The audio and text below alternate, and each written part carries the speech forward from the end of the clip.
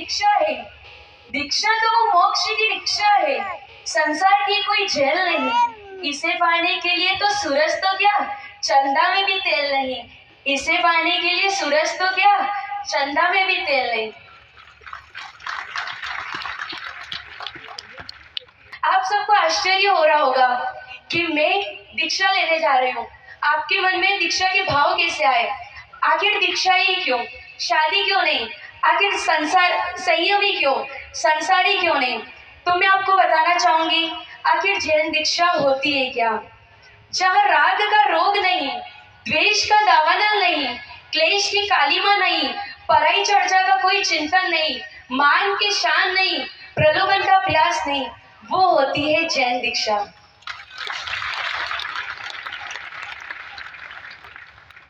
आज सबसे पहले मेरी फैमिली वाले और जितने भी जने हैं, किसी को पता नहीं था कि मेरे मन में वैराग्य की भावना है।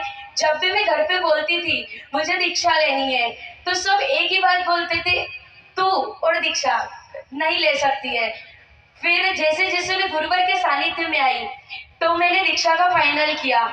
और क्योंकि सबको इसलिए विश्वास नहीं होता था, मुझे सजना संवरना बड़ा पसंद था। सोशल मीडिया पर छाए रहना और वीडियोस बनाना अच्छा लगता था, फ्रेंड्स के साथ घूमना फिरना अच्छा लगता था, होटल कैफे में जाना अच्छा लगता था। फास्ट फूड को तो मैं अपनी लाइफ का एक अभिन्न अंग मानने लगी थी। ऐसी लड़की आज संयम पथ पर आगे बढ़ रही है। आप सब भी मेरी बातों को सुनकर आश्चर्य में होंगे कि अगर जिस लड़की को इतनी सारी चीजों का, हर चीजों का इतना शौक है, वो अपनी ऐशोआराम की जिंदगी को छोड़कर कैसे वैराग्य ले रही है। तो जरा ध्यान से सुनिए कि मैं कैसे मेरे जीवन में एक मौज मस्ती की दुनिया को छोड़कर मैं अपनी लाइफ में वैराग्य की यात्रा में आगे बढ़ी हूँ। तो जरा ध्यान से सुनिए। जब मैं 10th क्लास में थी, मेरे सारे फ्रेंड्स अपने अचीवमेंट की बात किया करते थे। कौन क्या बनेगा, कौन क्या बनेगा। कौन बोलता था मुझे डॉक्टर बनना है, किसी ने कहा मुझे इंजीनियर बनना है, किसी ने कहा मुझे करोड़पति घर की बहू बनना है। सबने पूछा अंजलि तू क्या बनेगी? मैंने उनको कहा मुझे ऐसे अनूठे लक्ष्य को प्राप्त करना है जिससे मेरे परिवार के साथ मेरे माता पिता का नाम रोशन करूंगी। सबका कहना था अनूठा लक्ष्य, सबका कहना था अनूठा लक्ष्य, ये कैसा लक्ष्य? मैंने उनको समझाया वो लक्ष्य क्या होगा, उस पे जाने का मार्ग क्या होगा, ये तो मुझे भी नहीं पता, लेकिन मैं ऐसे अनूठे लक्ष्य को प्राप्त करूंगी जिससे पूरे समाज में, पूरे जिन शासन में मैं अलग तरीके से जानी जाऊंगी और पहचाने जाऊंगी। जैसे जैसे मैं आगे बढ़ी, स्कूल लाइफ का मेरा एंडिंग हुआ, कॉलेज लाइफ में मैंने एडमिशन लिया।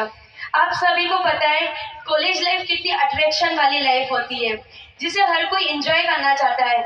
मैंने भी एमकॉम फाइनल ईयर कंप्लीट कर रखा है और अदर भी बहुत कुछ कर रखा है। और जैसे जैसे कॉलेज लाइफ में आगे बढ़ी, कई लड़कों ने मुझे फ्रेंडशिप के लिए बोला, इतनी अट्रैक्शन वाली वो लाइफ रहती है, लेकिन मैं हमेशा अपने माता पिता के विश्वास को, उनके द्वारा दी गई फ्रीडम को, अपने परिवार के नाम को मैं शर्मिंदा नहीं करना चाहती थी। मैंने हमेशा अपने परिवार वालों का ध्यान रखा है। यहाँ जितनी भी युवा महिला बैठी है, युवा लड़कियां बैठी है, मैं सबसे एक ही बात बोलना चाहती हूँ, कल इस बहन की दीक्षा होने वाली है, क्या आप मुझे एक छोटा सा गिफ्ट देंगे? यस या नो? जरा जोर से बोलिए, सुनाई नहीं दिया। यस या नो? तो मेरा ये गिफ्ट रहेगा, मेरा छोटा सा गिफ्ट है कि कोई भी लड़की अपने माता पिता के खिलाफ ऐसा काम नहीं करे कि वो अपने बच्चों को आगे बढ़ाने में भी संकोच करे। और सबसे इम्पोर्टेंट बात, अपने माता पिता के विश्वास को कभी मत तोड़ना।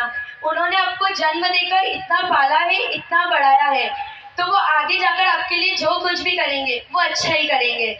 और एक और वचन देना है कि कोई भी युवा लड़की इंटरकास्ट मैरिज नहीं करेगी। क्या आप इस वचन को देने के लिए तैयार हैं? यस या नो? जरा जोर से बोलिए, यस या no? Thank you so much कि आपने कल, मतलब मेरी दीक्षा बिल्कुल सक्सेसफुल हो जाएगी। आप सबका ये वचन सुनकर मेरी दीक्षा सक्सेसफुल हो जाएगी। फिर जैसे जैसे मैं आगे बढ़ी, अब रही मेरे अनूठे लक्ष्य की बात। मैं छोटी सादड़ी गई थी। छोटी सादड़ी में कुछ समय पहले एक 8 साल की मुमुक्षु का दीक्षा का महोत्सव था। वहां पर मुक्ति प्रिया श्री जी महाराज साहब जी आदि ठाणा का आना हुआ। मेरी सबसे पहली मुलाकात छोटी सादड़ी में हुई थी। मैं जब उपाश्रय में गई थी तो गुरुजी ने मेरे हाथ में एक फॉर्म दिया था। उस फॉर्म में था समर वेकेशन में कोई नागेश्वर तीर्थ में शिविर लगने वाला था, जैन धर्म का शिविर लगने वाला था। गुरुजी ने जब मुझे फॉर्म दिया तो मैंने कहा, गुरुजी जैन धर्म में मुझे कोई इंटरेस्ट नहीं है, शिविर में आना जाना मुझे पसंद नहीं है, और आप मुझे शिविर में बुला रहे हो। यहाँ पर तक मुझे जो पर्यूषण के 8 दिन है वो भी बहुत भारी लगते हैं, तो मैं शिविर में कैसे रह पाऊंगी। फिर मैं गुरुजी के पास गई। अगले दिन गुरुजी ने मुझे पास में बिठाया और शिविर की महत्ता को बताया, और उसके बाद पूरे जीन शासन की महत्ता को बताया। फिर वापस मैं जब घर गई तो जो गुरुजी ने मुझे बातें समझाई थी, उनकी प्रेरणा मेरे दिमाग में चल रही थी। जैसे जैसे मैं उनकी बातों को याद कर रही थी और मैंने शिविर में जाने का प्लान बनाया। शिविर में मैं कम से कम 8 या 9 लड़कियों को लेकर नागेश्वर तीर्थ के मैं शिविर में गई थी, और वहाँ मेरी लाइफ का पूरा चेंजिंग हो गया। मैंने 1 महीने के लिए रात्रि भोजन का त्याग किया, 1 महीने के लिए मैंने जमीकरण का त्याग किया। ऐसे करते करते मैंने अपनी लाइफ में 10 से ज़्यादा शिविर अटेंड कर लिए, और विश्व रत्न सागर सुरेश्वर जी महाराज साहब की निष्ठा में मैंने कई संग किए हैं, 2 उद्यान तप की आराधना करी है। ऐसे गुरुदेव की जो, और सबसे पुण्यशाली मैं ये हूँ कि जिस गुरुदेव के हाथ से मुझे रजवर्ण मिलने वाला है, उनकी प्रेरणा बड़े से लेकर जो छोटे साधु भगवान थे, सबकी मुझे प्रेरणा रही है। मैं गुरुदेव की बहुत बहुत अनुमोदना करती हूँ कि आज सभी साधु साध्वी भगवंत ने मिलकर जो मुझे प्रेरणा करी है, आज उसी कारण मैं आज इस स्टेज पे खड़ी हूँ, उसी कारण मैं संयम जीवन में आगे बढ़ पाई हूँ। सबसे इम्पोर्टेंट बात कि जैसे कि मैंने अपने मुहूर्त की बात कम से कम 75 से ज़्यादा कल्याणक की स्पर्शना कर ली है, और वहाँ जाने के बाद मुझे एहसास हुआ कि किसी भी यात्रीगण का इतना प्राचीन तीर्थ, इतने प्राचीन तीर्थ में, और इतने जिसकी प्रतिमा इतनी मनमोहनी रहती है, उन तीर्थ में यात्रीगण का आना जाना नहीं रहता है।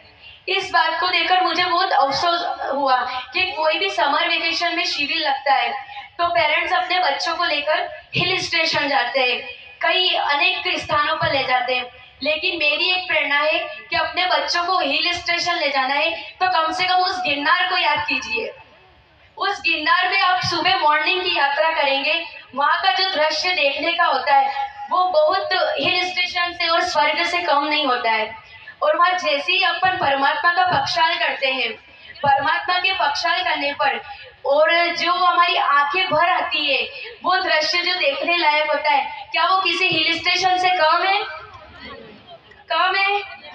तो आप सबको एक और वचन देना पड़ेगा, अपने बच्चों को घुमाने ले जाओ, सब दूर ले जाओ, लेकिन साल में एक बार आप किसी न किसी प्राचीन तीर्थ की रक्षा जरूर करें, ताकि जैन धर्म में अपने प्राचीन तीर्थ पर जो अभी कब्जा हो रहा है या अदरवाइज कुछ भी हो रहा है, तो कम से कम अपने जिन शासन को बचाने के लिए अपने धर्म की रक्षा जरूर करें। बात रही मेरे अनूठे लक्ष्य की, आप सबको बताना चाहूंगी, मौज मस्ती की दुनिया को छोड़कर ये मुमुक्षु आगे बढ़ रही है, अपने संयम जीवन में त्यागी वैरागी बन रही है। कल मुझे गुरुदेव के स्वहस्त से रजोवर्ण की प्राप्ति होने वाली है। अब मैंने मेरे अनूठा लक्ष्य को कैसे ढूंढा है वो जरा ध्यान से सुनिए।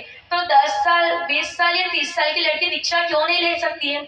आपको ये सोचना चाहिए कि परमात्मा ने इस पंचम आरे में, इस मनुष्य जन्म में हमें सेलेक्ट किया है, इस पंचम आरे में हमें संयम का मार्ग बताया है, मोक्ष का मार्ग बताया है।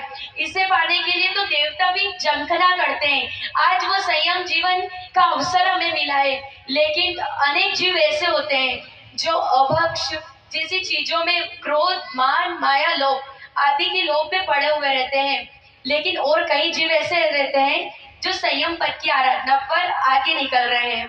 तो जो भी आप सबको एक पल के लिए भावना आनी चाहिए कि आज जिस प्रोग्राम में आए हो वो आप संयम मेष के प्रोग्राम में आए हो, दीक्षार्थी के प्रोग्राम में आए हो, तो आपको दीक्षा के भाव है या नहीं? किस किस को दीक्षा लेनी है? रजोरण रेडी है, गुरुदेव रेडी है, साध्वी जी रेडी है। कल रजोरण का अवसर है, किसी को भी दीक्षा लेनी है तो मोस्ट वेलकम। वैसे भी बहुत बड़ा ग्रुप है और बड़ा हो जाएगा, अपनी आत्मा का कल्याण हो जाएगा।